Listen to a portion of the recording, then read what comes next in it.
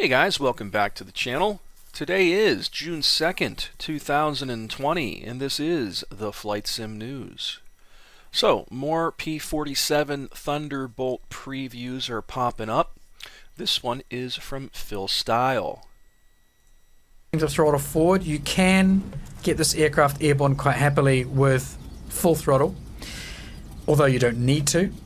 And the only thing I found which needs to be watched a little bit is that at about the 40 to 50 mile per hour ground speed. As always, it's an excellent video from Phil over there.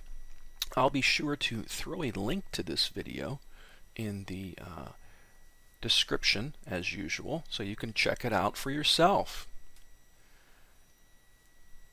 In Kiowa Warrior news, Barundus has his fourth video online now detailing the Kiowa Warrior. To try to attempt to refine the picture, linear motion control, automatic leveling equalization, a whole bunch of stuff that is another several hours of talking, which we're not going to get bogged down in right now. L2 mum has to do with the encryption for the feed that goes up and down to the transmitting source. So, like his last videos, these are insanely in-depth. It's an hour and 24 minutes long, and I believe this guy is a former Kiowa Warrior pilot, and he's working with Polychop to help them showcase this and tweak the flight model and the avionics, etc., etc. So I'll throw a link to this in the video description as usual, so you can check it out for yourself. The guys over at Razbam are holding a poll of what do you guys want to see in the F-15E. Hi all, as you know, we are planning on the Sweet 4 Plus Eagle, which has two types of UFC depending on the age. The first being this one, which is this guy, and the more modern version being this one. Now it's up to you which version we create. Have you say in the poll attached. We will run this for 2 weeks. So be sure to head on over and pick which version that you like to take part in the poll, and you'll have some input on what the F-15E Strike Eagle from Razbam uses for the UFC. Pretty cool stuff. I think the biggest piece of news was that Heatblur had posted a rather lengthy post about the micro development update, the status of where they are with the Vigan and the Tomcat. And hey everyone, just an extremely quick status update from us to keep you in the loop. Unfortunately, as many of you heard, there were some personal difficulties which impacted our deliverable goals and planned roadmap in Q1 and through a pretty good chunk of Q2. Even something reasonably quickly resolved, 3 weeks, can have a significant impact on timelines on certain parts of a project with small teams.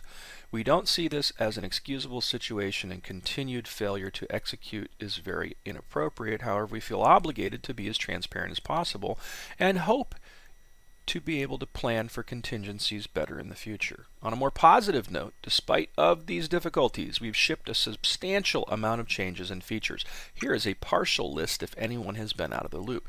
And this covers everything that I believe they have added so far, up to, I guess, the recent open beta update.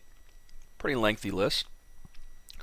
And then they go on to talk about primary goals for the next several major patches through early to mid-summer, now through the end of July, are F14 interior lighting fixes and overhaul for the new lighting system, digital engine instruments. Ooh, this is interesting. I wonder what that means. Digital engine instruments. There's analog ones in there now. Exterior sound overhaul for the F14, exterior sound overhaul for the AJS-37, F14B campaign, Jester Lantern, finally, AJS-37 PBR overhaul, and the initial F14A release. That is what I'm really looking forward to. Beta with some B-isms remaining. Primary medium-term release items late summer are the Forestal class, full completion of the F14A, and new in-cockpit pilots. We decided to push the Forrestal class release and prioritize the F-14A, as this will allow us to correct remaining supercarrier issues and to tweak the Forrestal to be better compatible with changing carrier code in the DCS platform. With the launch of F-14A and Forrestal class and campaigns, we will be close to feature complete on the F-14 with the exception of the A6. Our goal, as stated previously, is to be done and dusted by the 2-year anniversary of the F-14 launch, which is March 2021. Hope that helps shed some light on our current focus areas. You'll see the list above start to ship in the coming major patches until full completion and will be detailed in deeper updates throughout June and July. Thanks for the support and patience. We look forward to sharing and shipping the above on the next 2.5.6 updates. Fantastic news. Dying to see the F-14A and the completion of the F-14 in general. It looks pretty optimistic what they have going on here. I like what they're talking about the A6, although the A6 is not going to be player flyable from what I understand. They're going to add the A6 to the game, so you could probably throw that on, the Forrestal class carrier and have it take off and land from it and kind of create that mid-70s, early 80s vibe for the F-14A and have a plane to maybe escort and go out with the F-14 to create that more realistic period scenario, which I think will be awesome sauce. So I'll throw a link to this in the video description as usual so you can check it out for yourself. Here's something I've been following for a little while now. This guy Jinx DCS. He has been doing some modding with DCS, and it looks like he's created an FA37 Talon. Pretty cool looking plane. I believe this is the plane that was in that movie Stealth.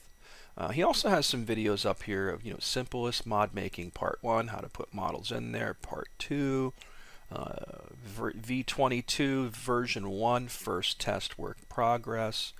But this Talon looks pretty awesome.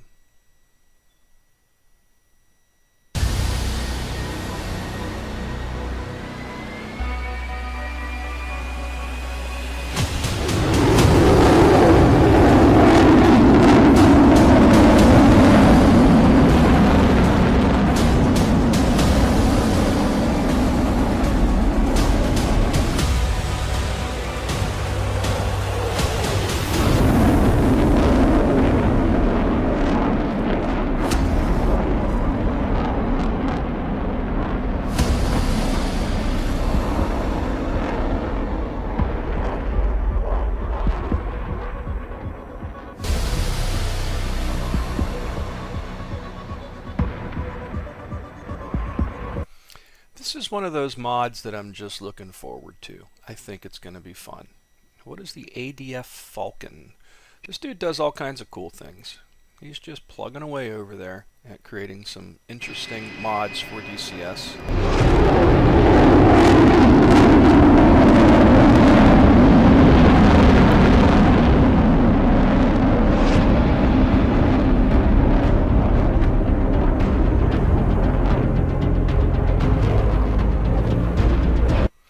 Definitely keeping track of what this guy's doing because it looks pretty cool, and I'm looking forward to trying this one out in DCS before long.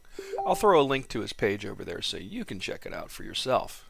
Last but not least, guys, let's get on over to the WarGameGuru website and enter for your chance to win your own Heatblur F14 Tomcat module and the System Failure album from Meteor, who are the guys that did the soundtrack for the F-14, the Defender of the Fleet for Heatblur. So the first one has ended, and the 2 winners have been picked and notified, and they got back to me to let me know that they've received their goodies, and they're very happy, which is awesome. And 4 days left for this one. I've only got 235 entries so far, so get over there and get cracking on this for your chance to get a Tomcat module sponsored by Heatblur and Meteor. So that's about it for the news for today. There isn't a heck of a lot to report, but I really wanted to get the word out there about the giveaway again. I've got 3 more to do after this one.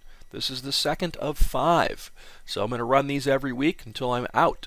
So get on over there for your chance to win. I wish you guys all good luck. As usual, thank you so much for watching. Please subscribe to the channel. Feel free to hit that like button. And until next time, guys,